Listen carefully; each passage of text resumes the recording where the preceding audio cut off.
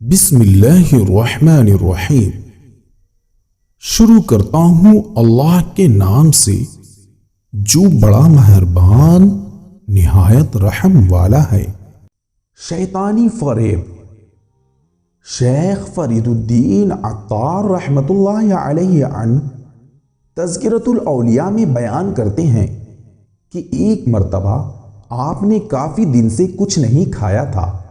جب خادمہ کھانا تیار کرنے لگی تو گھر میں پیاز نہیں تھا، لہٰذا اس نے حضرت رابعہ بصری رحمۃ اللہ علیہ عنہا سے پوچھا کیا وہ پڑوس سے ایک پیاز مانگ لائیں گی؟ لیکن حضرت رابعہ بصری رحمۃ اللہ علیہ عنہا نے جواب دیا 40 سال قبل میں نے اللہ سے یہ عہد کیا تھا کہ تیرے علاوہ کسی سے نہیں مانگوں گی، لہٰذا اگر پیاز نہیں ہے تو کوئی بات نہیں، اس کے بغیر ہی کھا لوں گی۔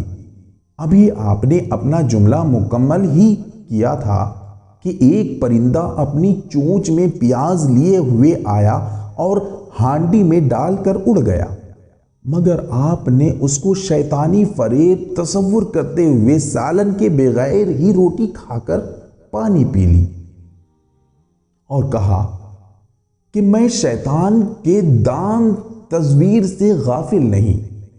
بالکل اسی طرح کا ایک واقعہ سید ابن الجوزی نے اپنی کتاب میں عبداللہ ابن عیسیٰ کے حوالے سے بیان کیا ہے۔